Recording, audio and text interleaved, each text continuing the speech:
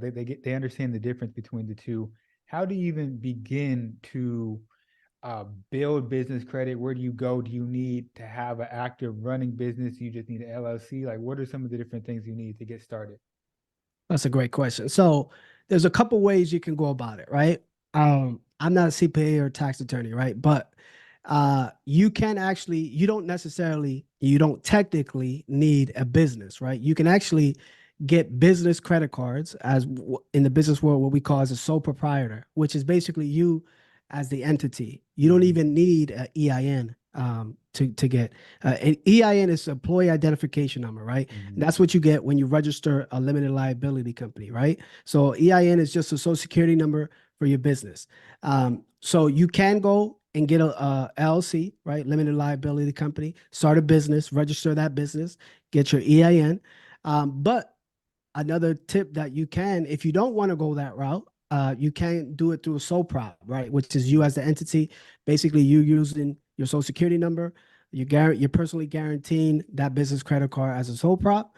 And as far as the LLC side, to look better to the lenders, it is best to actually look like a legitimate business, right? And what does that entail? It's a professional email, not like Yahoo or Gmail, something that says info at latinwealthpodcast.com. Um, a website is preferred, a business phone number. So those are the things kind of what they look for. You know, it's not necessarily needed, but it just looks better because you look way more legitimate. Yeah, 100%. And even like if you have a business address as well, and if you don't have a Right. Yeah. physical location, you can actually buy um, digital Virtual locations. address. Yeah. Yep, yeah, 100%. Yep. And now you may be thinking like, well, what's the difference between a sole prop and LLC? Why should you go with either one? Like Toby saying, you are the entity. So if anything happens to the business, people can come after you and sue you and for everything you own, right? But the Correct. Yep. LLC, it's its own entity, it's its own person, so to say. So that's why a lot of people suggest going that route. That's the route that honestly most business owners go. If anything happens to your business or your service and somebody wants to sue you, they can't sue you for your personal belongings. They sue what that business owns. So um, now, I guess the biggest difference is with the LLC, you actually have to go out and pay for it, depending Right. on what state that you're in. I think out here in Texas, the file for LLC maybe $300, maybe 250. I don't remember. It all varies on your state. So prop, I think it's free to apply if I'm not Yeah, it's mistaken. free because it's Yeah, just your social security number. You're just, yeah, yeah, when you apply for the soap prop, it's just asking you what's your social security number. But yeah, just to touch on what you said, when you create an LLC, basically that's like it's separate from you and that business, right? So if someone were to sue you, and they sue that limited liability company, that's all they can take. They can't take anything that's personally belongs to you. So that's how you can separate, and protect yourself as opposed to getting a soap prop where everything you're taking risks because anybody can sue you and anything personally is liable. 100%. So you set up your LLC or your so prop. You get your EIN. Now you have your EIN. Where can you go to start getting funding, right? Is there certain banks? Is there certain people that you want to go to get funding? Can you get business funding from anywhere? Walk us through that process and maybe the steps that you took to get to start leveraging business credit. Right. So the first thing you want to do is you want to ask yourself, which bank are you banking with first, right? Banks are generally relationship based. What does that mean? It means you have an open checking account with them. You're either making deposits, you have certain products, maybe a personal credit card with them. You're getting your W-2 income into that bank account. So whatever bank account you have on the personal side, I would recommend you start a business bank account, right? And see if they offer business credit cards, business lines of credit. um, if you so you would do that first. If you don't have that, I would my personal preferences. I'll give you the two at the top. In my opinion, is Chase, right? Chase Bank. They offer great business credit cards.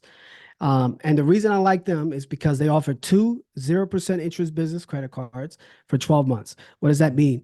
So if you get approved for 25,000, you pay zero interest for 12 months. Mm, right? And generally speaking, if you have great credit, they give really high limits, right? Up to 50,000, 60,000, 70,000. They have two cards of that. They have great rewards, right? They have great purchase protection. They have great travel benefits with the credit cards. Um, and American Express would be my second. Those two are like neck and neck. To me, they're the top two, and it's not even close compared to any other because they offer the best benefits. They also have 0% interest. American Express has what we call charge card, which mm, has no preset limit. And what that means is you do have a limit, but they go based on what's called spending power. So if I'm spending 20 grand a month and I'm paying it off in full, it'll keep increasing, right? There's no mm, hard set credit limit. Like if you have a $25,000 credit card, that's it. Like you're limited to 25. But with Amex, they have these things called charge cards. Basically, the more you spend, the higher the limit grows. I've seen it up to 150, 250,000 on that American Express Platinum and Gold. Now the downside is though you do have to pay that off in full, right? mm. That's why they call it a charge card because you have to pay it off in full. So I would start with the bank you're banking with, right? Then I would go Chase. Then I would go American Express, and depending on how much you're trying to get, right? It really all depends on what your goals are. Then you can go to like local banks, like local credit unions. Mhm. They're more friendlier because they're not as big as a Chase or American Express. They have lower underwriting guidelines. It's not like a Chase or American Express. So they're more inclined to help small businesses. So I would start with the banks you're banking with. Then I would go Chase, American Express, and now I would do local banks. So a couple questions on what you just said. So you said, first of all, the charge card, you have to pay it off. Is it you pay everything off in a month, what a year? What's the term on that? Yeah, so you would pay it off in a month. You pay it Okay. off in full. So if you spend, so charge cards are really for people who spend a lot but Mm-hmm. are able to pay it off in full every month, Pay it off. right? Because Okay. there's really no limit. So I know a guy, I follow a guy his preset his limit was 600,000 because he's in real estate. He's Mm, spending all this money, but he's also paying it off in full. And the pro to that is you get all these membership reward points. So you can if you're spending all that money and paying it off, you get reward points, right? And then you can use that to travel free. If you see all those people on Instagram that they're doing all these lavish mm-hmm. vacations, most of the time they're using their credit card points, right? Chase, Mm-hmm. American Express have the best credit card points. And you can use those because you're spending the money anyway. You're getting rewarded to spend. You can use that to travel for free as well. Okay. So for the people out there that are becoming more interested and they're going to these banks and they don't have any type of income coming in, they just opened up their LLC. How much money do you think they can expect to get when they apply for these cards, right? I'm sure it varies. Like, hey, the more money that your business is bringing in, the higher limit they'll give you. But if you're just, you know, if you just started this thing, maybe you don't have a relationship with the bank. What can someone expect from that? That's a great question. That's a pretty common question. So if it's a brand new LLC, right? So there's a lot of variables. The most important variable when you're trying to access the business funding, especially if it's a new LLC, how great is your credit score, right? Generally speaking, right? This is just a gem, like a general rule, right? This is just like a basic stuff. Minimum of 680, right? Minimum credit score, preferably 720 and above. Mm, Okay. No collections, no late payments, no charge-offs, right? Nothing derogatory on your credit report. And on the personal side, your credit utilization should be under 10%. You hear a lot of people say under 30, really should be under 10%, mm-hmm. right? Um, so they business well lenders they go off on comparable credit on the business side, right? And what that means is how much does he have on the personal side as far as credit cards, right? If he has a $2,000 credit card, why would I give him a $20,000 credit card? He or she hasn't been able to show me they can manage large limits, right? So on the personal side, you should have, I recommend a minimum of 5,000, preferably 10,000 or above, right? Because then they'll compare. They'll say, "Oh, Toby has 10K on the 10K on the personal side. Let's give him 20K on the business side, right? Because he's been able to show me that he can manage. He has a large limit. There's a comparable credit. Um, so all that being said, assuming you have all those data points on the personal side, right? Um, On the business side, when you apply for an application, right, it's going to say, what's your business income? Mm. So in this world, right, this credit world, there's this term called projected business revenue, right? It's what you project the business is going to do in revenue for the next 12 months. So it's not like you're lying on the application. I'm not going to tell you you need to put this amount, but you should be optimistic as far as what you think the business is going to generate, right? So it could be, hey, I think for the next 12 months, I think my business is going to generate 150,000 in revenue.